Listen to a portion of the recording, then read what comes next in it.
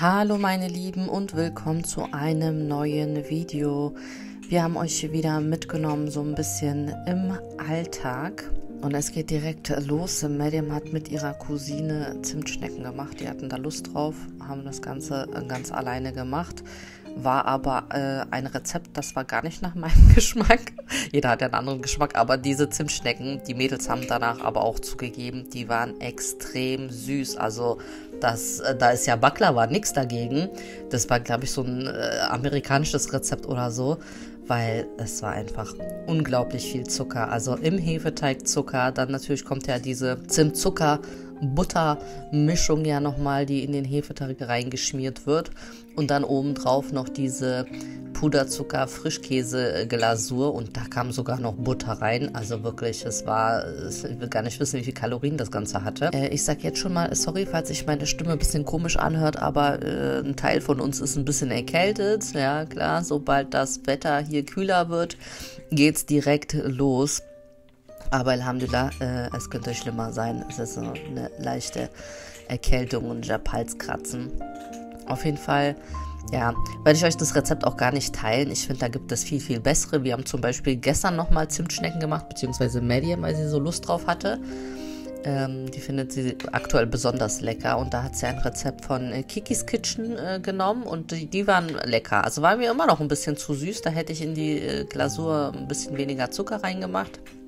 Aber die waren auf jeden Fall viel, viel besser.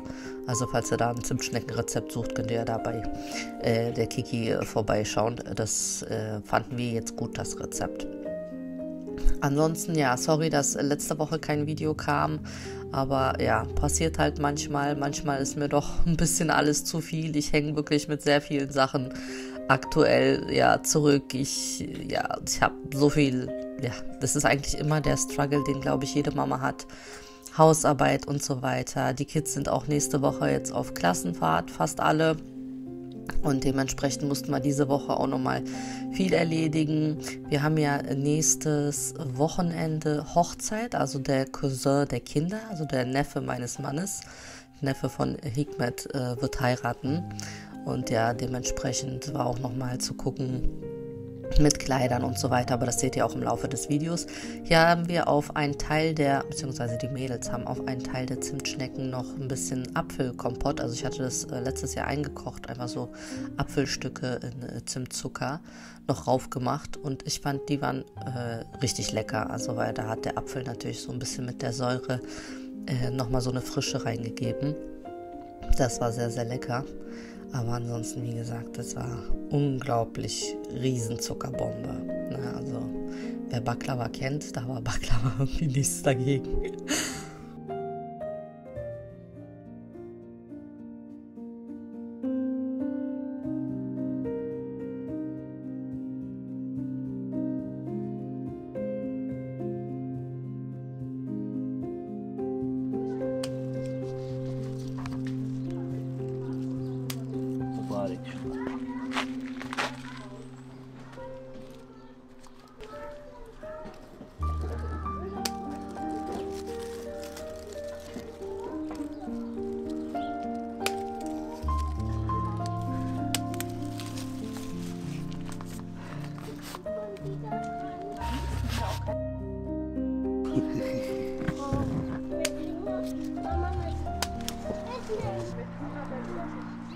Dann ist die ganz schnell weg.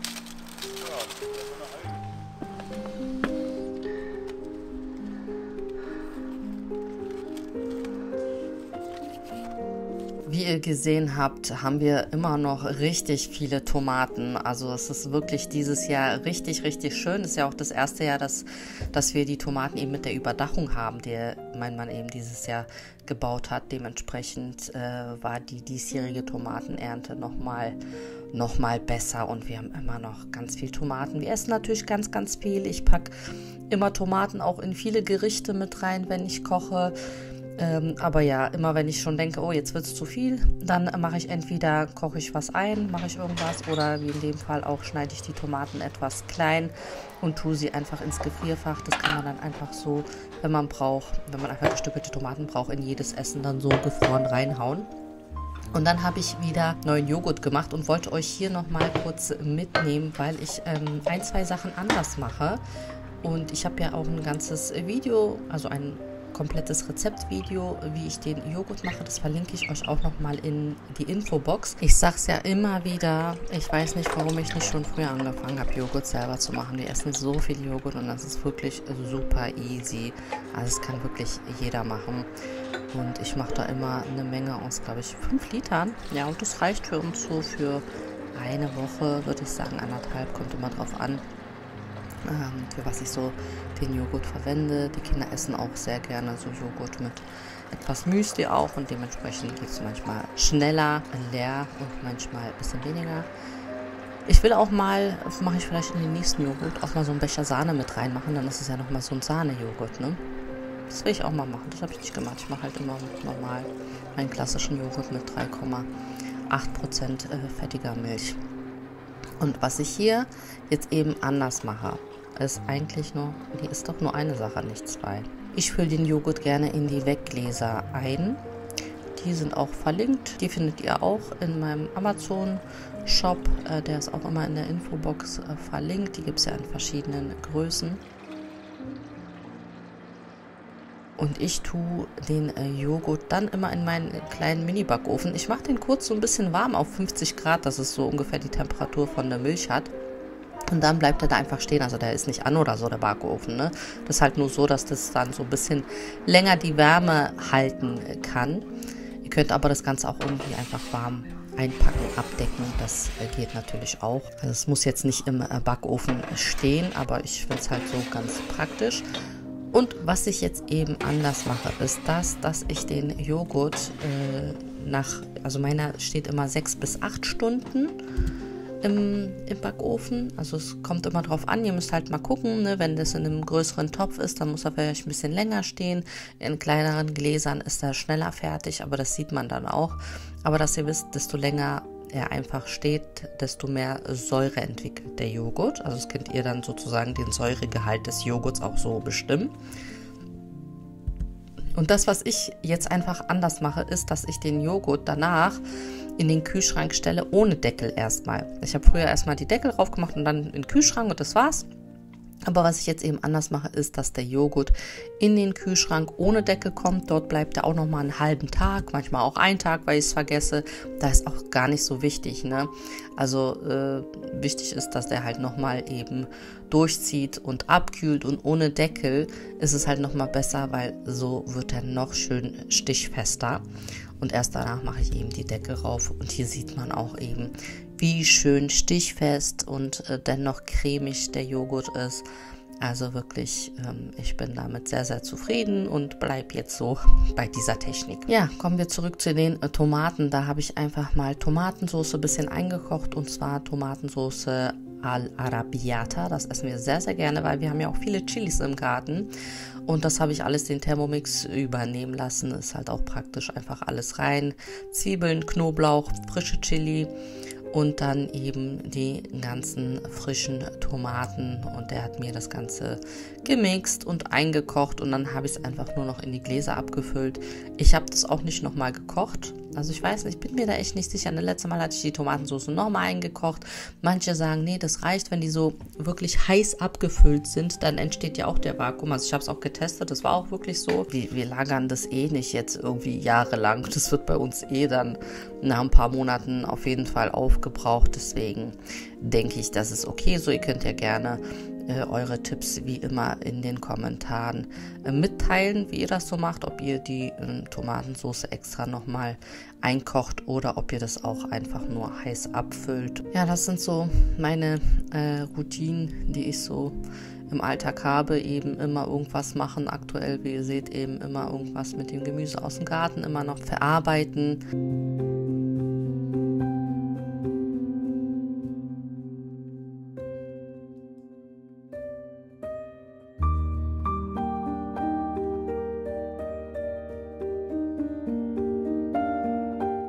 Habe ich meine Gläser mit den Körnern wieder aufgefüllt. Ich habe mir zusätzlich nochmal ein paar neue Gläser gekauft, weil ich ja eben, habt ihr auch im letzten oder vorletzten Video gesehen, eben nochmal die Urkörner bestellt habe und jetzt auch damit die Brote backe.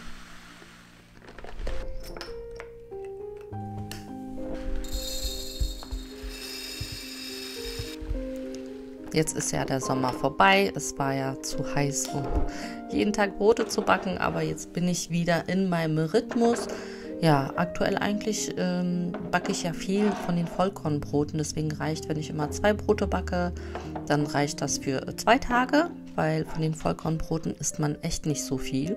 Deswegen ist es ganz praktisch. Aber ich will auf jeden Fall auch mal noch eine andere Methode testen, indem ich so ein bisschen Teig vorbereite, den schon in Gärkörbchen lege und dann zum Beispiel im Kühlschrank lasse. Und das kann man wirklich so ein paar Tage im Kühlschrank lassen und dann, wenn man halt ein Brot backen will, dann nimmt man es aus dem Kühlschrank und backt es direkt. Das wollte ich mal ausprobieren.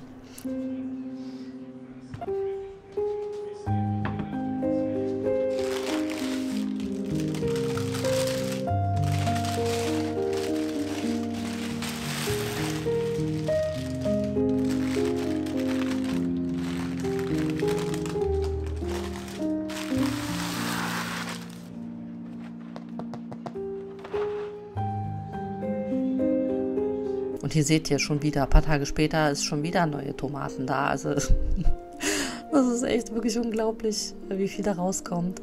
Auch eben unsere Stangenbohnen, da mache ich einmal die Woche eigentlich immer so einen Riesentopf von den grünen Stangenbohnen. Ein Teil friere ich dann ein, wenn es zu viel ist. Also das ist eigentlich die Menge, finde ich jetzt perfekt, dass wir das Gericht einmal die Woche kochen. Das habt ihr ja schon oft gesehen, deswegen habe ich es nicht mitgefilmt. Und das ist meine liebste Deko. Ach, das sieht einfach so schön aus, wenn dieses ganze Gemüse so da liegt. Und hatte ich auch nicht mitgefilmt, weil das hatte ich euch auch gezeigt. Da habe ich Menemek gemacht, einfach aus den Tomaten, Zwiebeln und Peperonis und dann Ei mit rein. Oh, das ist so lecker. Dann ging es los und zwar habe ich die Mädels mitgenommen. Wir mussten zum Schneider. Ich habe Kleider bestellt für die Mädels und zwar für die Hochzeit, die eben nächsten Samstag ansteht. Und die waren natürlich alle zu lang und deswegen mussten wir die zum Schneider bringen, zum Kürzen. Und oh mein Gott, ey. 5 Kleider. Bei dem hatte noch so ein anderes Basic-Kleid, was sie noch kürzen wollte. Und für 5 Kleider, die übrigens da sehr zerknittert aussehen, aber der Schneider wird die auch bügeln, zum Glück. Die sind in der Tüte richtig zerknittert. Auf jeden Fall, ja, allein fürs Kürzen von 5 Kleidern 200 €, also unglaublich. Ja, dann wollten die Mädels kurz nach Schuhen gucken. Die haben halt nur so ein bisschen geschaut, aber Zehra brauchte unbedingt neue Schuhe. Ihre waren hinüber und da haben wir echt ein Schnäppchen gemacht. Da gab es welche, die waren 50% reduziert. Haben wir jetzt nur ein paar Schuhe da nochmal mitgenommen gehabt. Und dann nochmal kurz in der Buchhandlung. Die Mädels wollten sich nochmal ein paar neue Bücher kaufen, die sie dann mit auf Klassenfahrt nehmen können, damit sie da auch nochmal abends ein bisschen lesen können. Da sind wir aber alle, also wirklich die ganze Familie irgendwie, okay, außer mein Mann liest nicht, aber sonst wir alle sind am Lesen, also mehr am Lesen, als jetzt irgendwie Fernsehen zu gucken. Und deswegen hat sich jede von denen auch nochmal ein Buch mitgenommen. Und dann gab es noch ein Bubble Tea.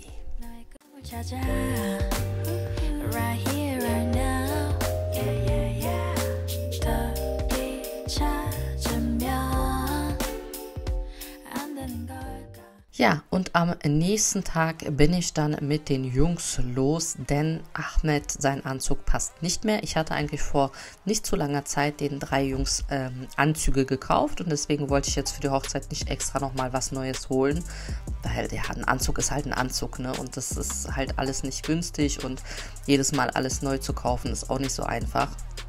Von daher aber Ahmed ist einfach rausgewachsen, also der wächst ja aktuell ohne Ende und deswegen hat hauptsächlich er einen gebraucht. Mike Musa ist mitgekommen, Adem war nicht da, der war beim Fußballtraining und dann haben wir so ein bisschen geschaut, was wir da so finden und ja.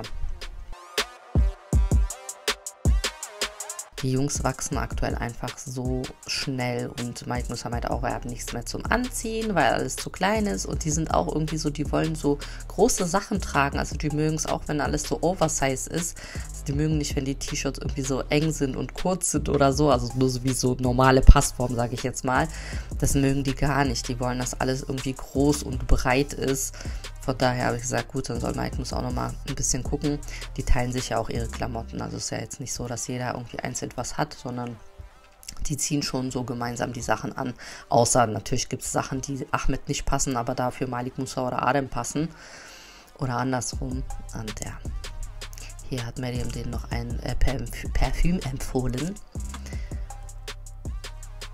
Und Mike Musa hat eine Lederjacke anprobiert, aber die fand ich jetzt persönlich nicht so schön. Hab sie ihm abgeraten. Die Mutter denkt wieder praktisch, ne? Lederjacke ist halt so, ja, so ein modisches Accessoire, würde ich sagen, aber nicht halt wirklich jetzt so praktisch. Ich bin dann immer entweder halt so eine Outdoor-Jacke, die eine Funktion hat mit Kapuze und Regen abweisend oder eine Jacke, die warm hält, ne?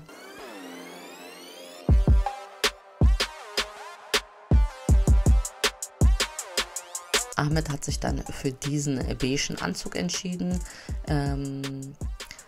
Wir haben einmal das Ganze auch anprobiert mit einer babyblauen Bluse, aber ihm hat das mit der weißen Bluse besser gefallen. Die haben wir auch später nochmal eine Nummer kleiner genommen. Sieht man, dass es hier ein bisschen zu groß ist.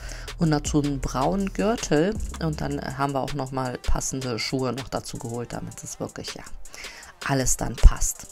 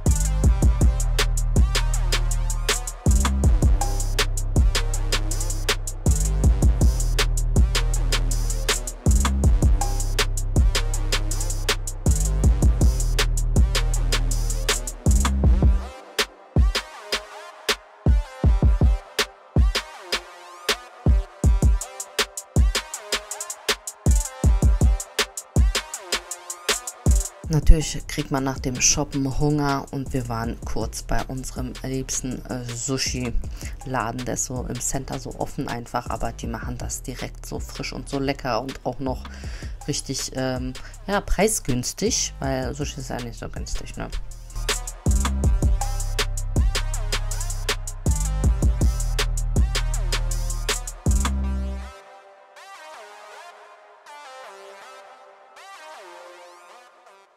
Ja, und ihr seht, schon wieder hat mein Mann was aus dem Garten geerntet.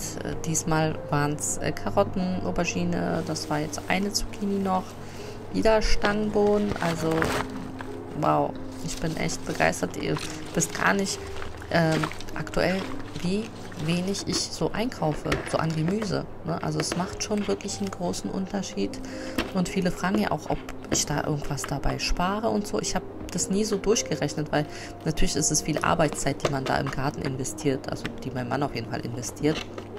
Und trotzdem ist es ja auch ein Hobby, also es macht ja auch Spaß und es tut ja auch gut, im Garten sich da körperlich zu beschäftigen.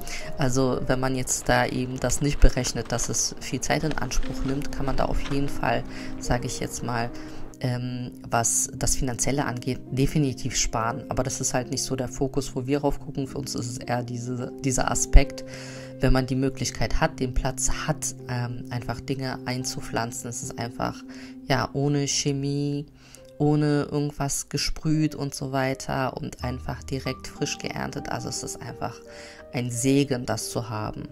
Und das kann ich jedem empfehlen, der die Möglichkeit hat und die Zeit natürlich. Dann habe ich das Abendessen vorbereitet.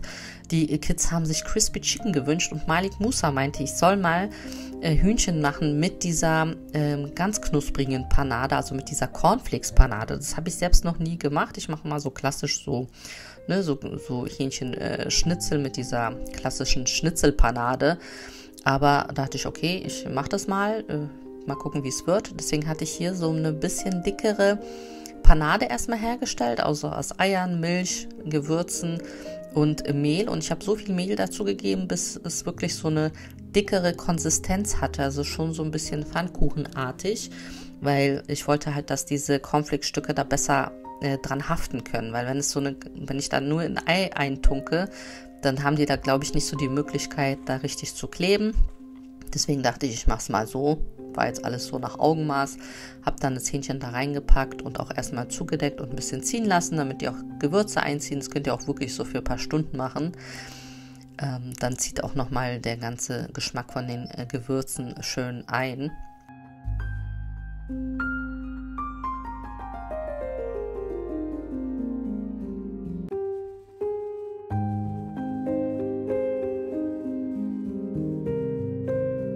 Ja, und dann eben diese Cornflakes, das sind die ohne Zucker, ohne Honig, ne, also diese ungesüßten, ne, das sind wirklich nur diese Maisflakes, ja, Cornflakes, ne, ohne Zucker eben. Und dann habe ich die so ein bisschen klein gemacht. Ich habe die jetzt extra nicht in den Mixer gemacht, weil ich hatte Angst, dass das dann zu fein wird. Die sollen ja schon so ein bisschen gröbere Stücke sein.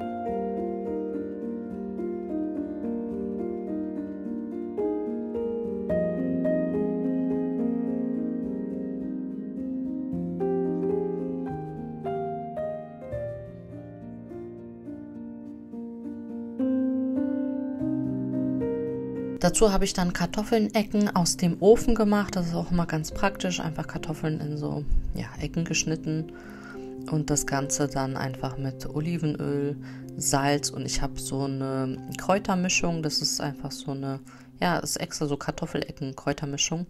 Ich weiß nicht, ob es das hier gibt. Ich kaufe das immer in Polen. Das ist, also die Mischung ist einfach super lecker. Da sind einfach viele Kräuter, aber das könnt ihr natürlich auch mit anderen Gewürzen machen, die ihr zusammenmixt. Aber das ist praktisch, weil halt eben alles an Kräuter und Gewürzen schon mit drin ist und es einfach nur vermengt und dann auf dem Backpapier und dann im Ofen gebacken. Also es ist praktisch und schmeckt gut.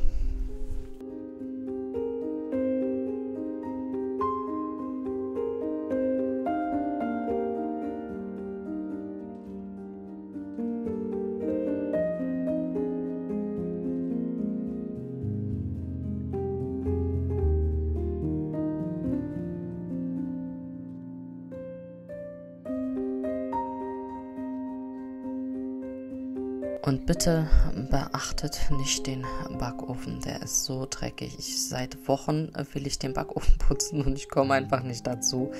Ich habe so viel noch auf meiner To-Do-Liste.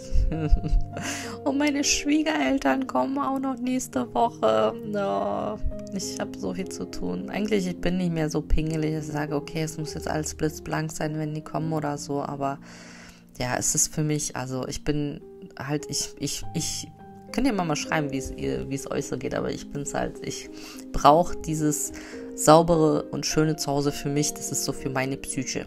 Wenn ich alles gemacht habe, meine Hausarbeit erledigt ist, die Wohnung sauber ist, dann bin ich auch psychisch besser drauf, sage ich es jetzt mal so. Aber wenn ich weiß, das wartet noch auf mich und das wartet noch und die Wäsche wartet noch, dann stehe ich schon mit schlechter Laune auf. Aber das haben wirklich auch nur wir Frauen, ne? Nur wir Frauen sind so, die dann wirklich schon morgens aufstehen und wissen, wir haben das und das und das zu tun. Männer, das sind eher so, die konzentrieren sich auf eine Sache und wenn sie die dann erledigt haben, dann geht es auf die nächste. Aber wir Frauen, wir haben immer auch schon irgendwie 150 Dinge im Kopf und wollen alles gleichzeitig machen. Ja, aber ja, ihr seht hier das Hähnchen schön gebraten. Und was aber an dieser Panade gut war, ist, dass die nicht so viel Fett gezogen hat. Das habe ich gemerkt, weil ich kein Fett nochmal nachgießen musste. Und die sind einfach extrem crispy geworden. Und hier kommt jetzt nochmal der Crunch-Test.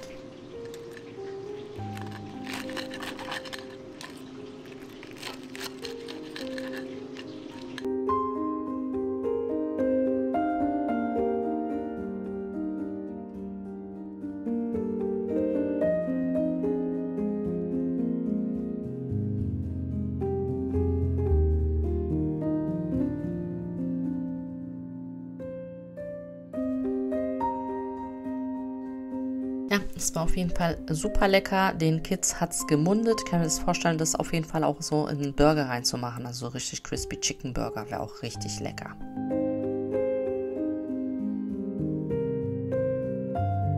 So, meine Lieben, das war's mit dem Video für diese Woche. Ich hoffe, es hat euch gefallen und wir sehen uns beim nächsten Video wieder. Bis bald!